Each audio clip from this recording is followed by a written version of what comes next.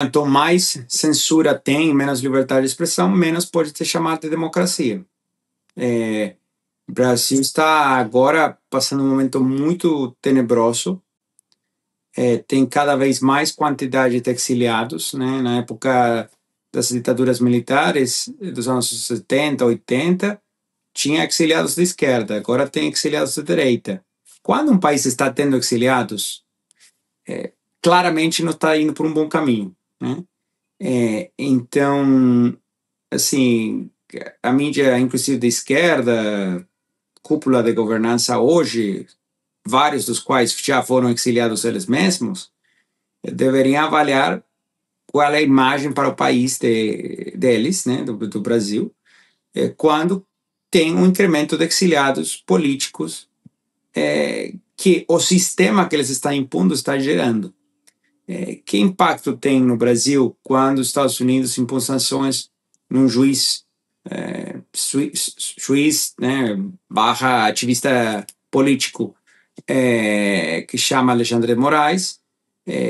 Que impacto tem no país quando os pedidos de extradição e os pedidos de apreensão da Interpol originando no Brasil são cada vez menos respeitados? Alguém foi exiliado? Algum perseguido político de Alexandre de Moraes foi exiliado para o Brasil? Até hoje, que eu saiba, zero, né? Nenhum país vai exiliar, extraditar a um perseguido político do Alexandre de Moraes para o Brasil. Que dizer isso sobre a imagem do judiciário brasileiro? Deixe o seu like, inscreva-se no nosso canal e compartilhe este vídeo com seus amigos. Cada gesto faz a diferença e nos ajuda a continuar trazendo informações importantes para você. Juntos, somos mais fortes e conseguimos alcançar muito mais pessoas. Conto com você. Está conosco, já conectado, Martim De Luca, advogado das redes sociais Trump Media e Rumble. Seja muito bem-vindo ao Oeste com Elas. Martim, eu quero aproveitar fazendo uma primeira pergunta, que é mais sobre política do que qualquer outra coisa. Fique à vontade se você quiser ou não se sentir apto a responder.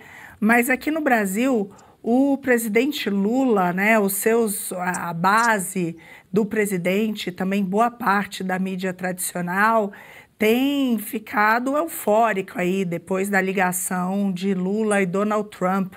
Então, eles acham que foi um ótimo sinal, que, afinal de contas, Trump caiu na real e que precisa do Brasil.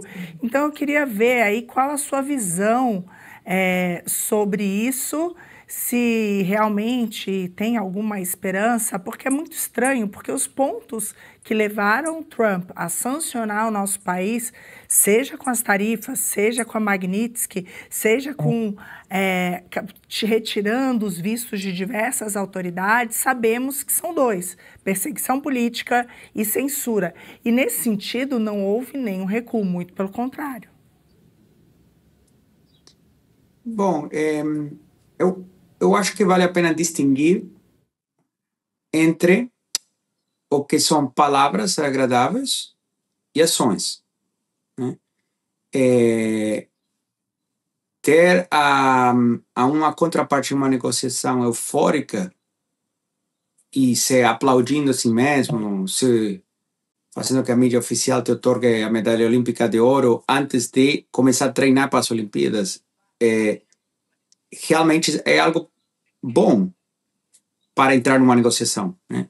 Exatamente como você se deveria posicionar para entrar numa negociação.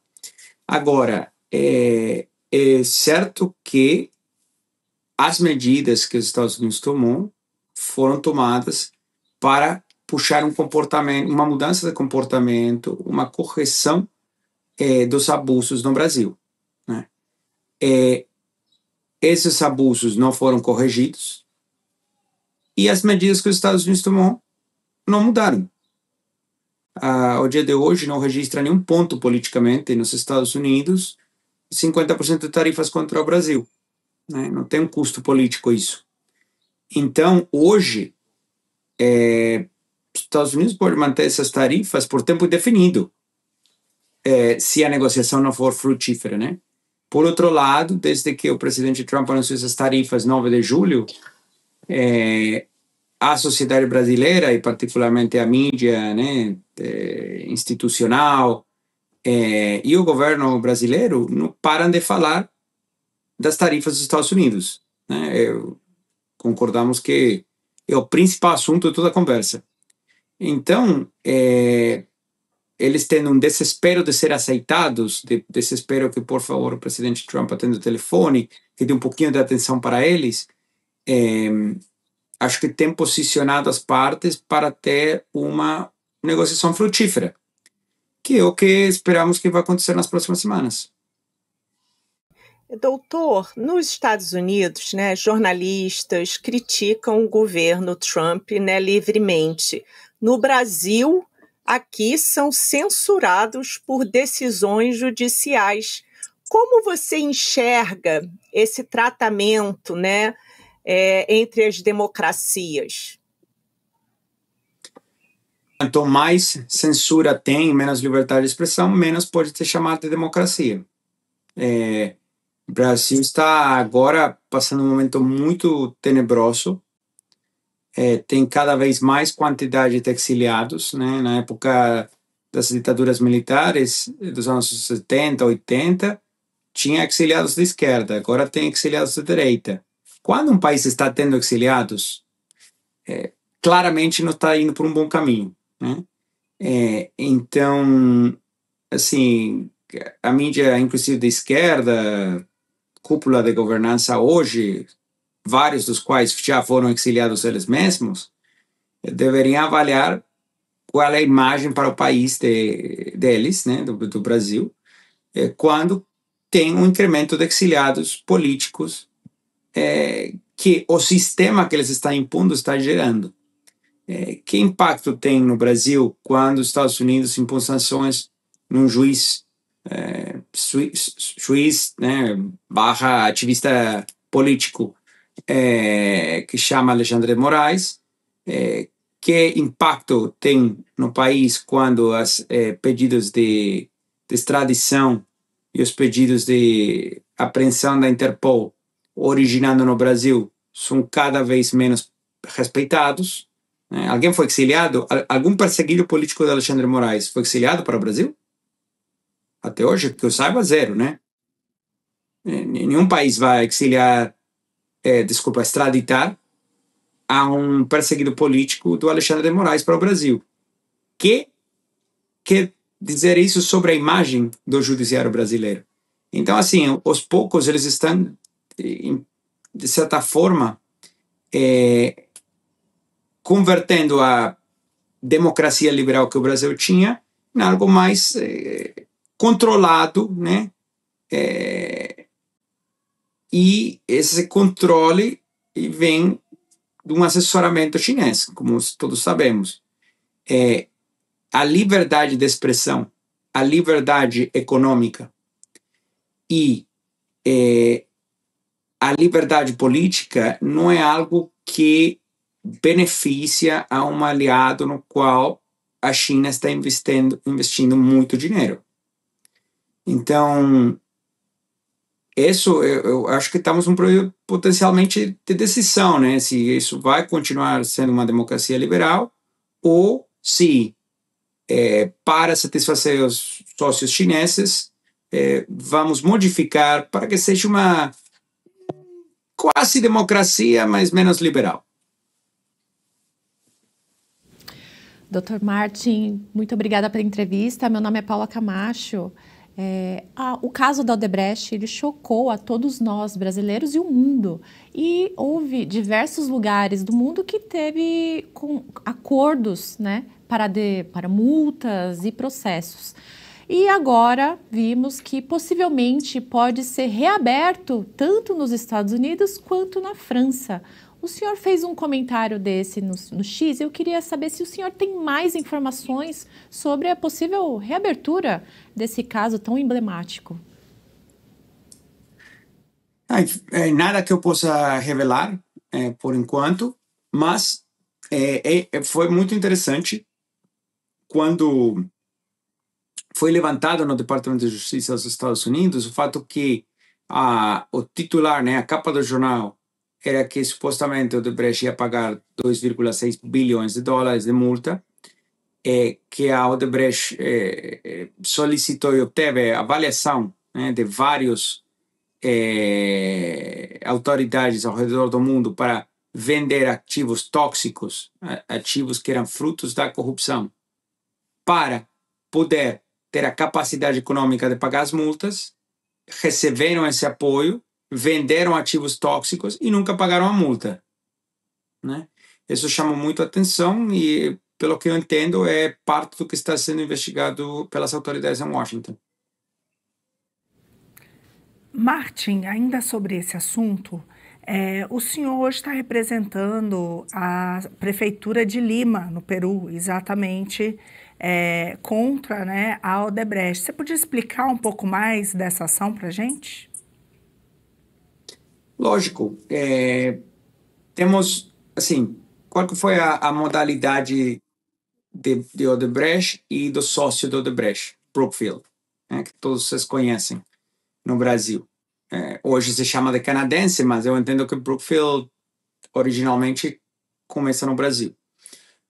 A modalidade foi exatamente essa, né? Pegaram 2 contratos de concessão municipal, um em Lima, Peru, e outro que foi a Odebrecht Ambiental, e venderam para Brookfield, né? A gente não sabe quais seriam os arranjos econômicos pós-venda entre a Odebrecht e Brookfield. Isso não é conhecido publicamente, mas Brookfield estava no business de comprar contratos de concessão municipais da Odebrecht, com a história, né, a justificativa que isso era necessário para dar à Odebrecht a capacidade econômica de pagar as multas, que nunca pagou. Então, fizeram essas transações, a Brookfield ficou com os contratos tóxicos, né? Governos municipais geralmente não vão lutar da forma como o governo federal vai lutar, então é um ator mais vulnerável, o governo municipal, e a Odebrecht nunca pagou a multa, basicamente. Então, como fica esse assunto? A gente está representando a Prefeitura de Lima, que foi vítima disso. Então, nesse caso, o Odebrecht vende para Brookfield uma concessão, um contrato de concessão pelos pedágios de toda Lima, que são altíssimos, e pelos quais o Odebrecht pagou aproximadamente 12 milhões de dólares em propinas para a mulher Susana Villarán, que era prefeita de Lima na época. O Odebrecht vende isso em junho de 2016 para Brookfield, e a Brookfield compra esse contrato por 430 milhões de dólares, que paga para o Odebrecht. Agora bem, hoje a Brookfield admite e está tentando fazer uma arbitragem internacional contra a Prefeitura de Lima e o Estado do Peru por um valor que eles avaliam que vale o contrato. O mesmo contrato que eles avaliavam que custou 430 milhões de dólares, hoje eles avaliam em 2.700 milhões de dólares. Tá? Então, isso aqui é basicamente, forma mais fácil do público entender eu sou um comprador de celular, estou procurando pegar um iPhone, tá? E o Odebrecht é aquele moleque que te traz o iPhone novo que custa, sei lá, 1.500 dólares por 200 dólares. Novinho. Aí você vai e compra.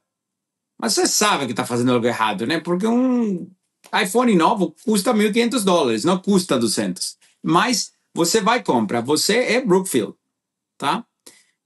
Só que é pior ainda, porque nesse caso, o moleque que estava te vendendo celular de 1.500 dólares por 200 dólares, de fato, ele estava sendo processado por roubar celulares e vender celular roubado, né? Então, você não só está comprando por 200 dólares, sino que você está comprando por 200 dólares o celular do réu no processo penal por roubar celulares. E aí você fica com esse celular de 200 dólares. Aí, um tempo depois, a polícia rastreia esse celular com um Find My iPhone e te fala, desculpa, mas você vem aqui, tenho que pegar seu celular roubado. Esse celular foi roubado da Maria, 5 quarteirões daqui.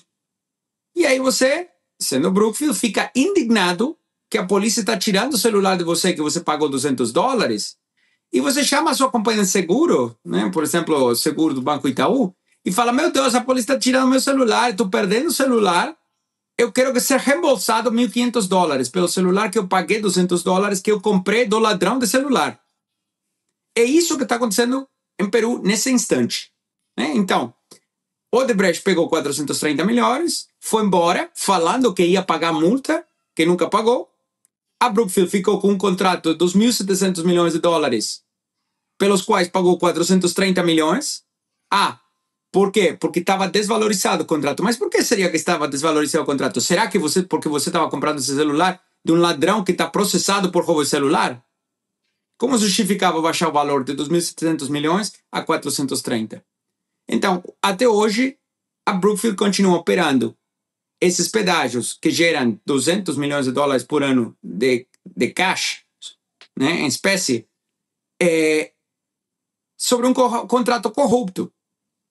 É muito indignante. E, finalmente, acho que as autoridades americanas estão investigando isso, mas estão investigando por quê?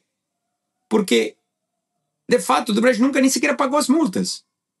Nos Estados Unidos acabou só pagando, acho, $93 milhões, de 260 que tinha que pagar. E no Brasil, como bem sabemos, não pagou praticamente nada, né? Em parte porque teve aquela coincidência, má sorte, que caiu o avião, que tinha o ministro do STF com os processos do Odebrecht, certo? Você se lembra? Aquele ministro faleceu naquele acidente de avião, o qual, 30 dias depois, de fato, deu nascimento ao nosso queridíssimo Alexandre de Moraes, que assumiu essa vaga de ministro. Verdade. Martin, na época do governo Biden, a gente ficou sabendo que a Meta sofria represálias, né, para tirar perfis, o YouTube também, né? E agora lá nos Estados Unidos, desde que Trump entrou, graças a Deus, a gente vê essas plataformas se afastando da cultura woke, da perseguição a pessoas que são, né, consideradas conservadoras. Porém, o que eu reparo aqui no Brasil, eu sendo uma jornalista, né, de direita, é que a empresa continua seguindo com essa agenda woke com toda a força. Você acha que isso é resultado de uma intervenção ou influência direto do PT sobre as Big Techs em solo brasileiro? O PT, obviamente, pode ter algum tipo de influência, mas mais que o PT... não tem conspiração aqui, é muito claro. Você tem um juiz que vai detrás das empresas com todo tipo de ameaças e força as empresas a censurar. Então, hoje, nos Estados Unidos, está vivendo um momento que essas empresas estão tirando toda a censura. E o Alexandre está insistindo que no Brasil não, que no Brasil tem que censurar mais ainda, né? Com o apoio do PT. Quem censura? Quem é censurado? Sempre do ponto de vista da direita. Da esquerda não tem censura. Então, assim, você tem um suposto juiz chamado Alexandre Moraes, que é talvez, sei lá, 30% juiz, 70% agente político, né? Que força as plataformas a suprimir ponto de vista da direita e apoia a expansão do ponto de vista da esquerda. Não é muito complexo, né? Internacionalmente, isso está ficando cada vez mais claro. Por isso que os pedidos de Interpol dele não são respeitados, ninguém, seja Espanha, Estados Unidos, Itália, sei lá, vai ter, imagino que assim que continua aumentando o número de exiliados políticos do Brasil, vai aumentar o número de países que recebem pedidos de extradição de Alexandre de Moraes, que serão recusados, e vai, além de forçar a censura e suprimir um ponto de vista político, um dano colateral dessa campanha é deteriorar a imagem do judiciário brasileiro. E até os eleitores brasileiros não reagir de forma contundente, como foi nos Estados Unidos, isso vai continuar. Porque essas pessoas não são persuadidas por críticas, ou por passar vergonha, ou por ser sancionadas, ou, sei lá, por todo tipo de medidas punitivas. Isso não causa um efeito persuasivo nessas pessoas. Então, o único que pode mudar a situação é o eleitorado brasileiro. Perfeito, Martin, é isso mesmo. Dependemos do nosso Congresso. Infelizmente, o Congresso atual não parece caminhar nesse sentido, mas teremos uma boa chance em 2026 para fazer diferente. Gostaria de agradecer muito a sua presença, microfone aberto aqui, sempre um prazer falar com você. Você precisa assistir o melhor canal de notícias do Brasil, ao vivo, todos os dias no YouTube. Clique aqui e se inscreva.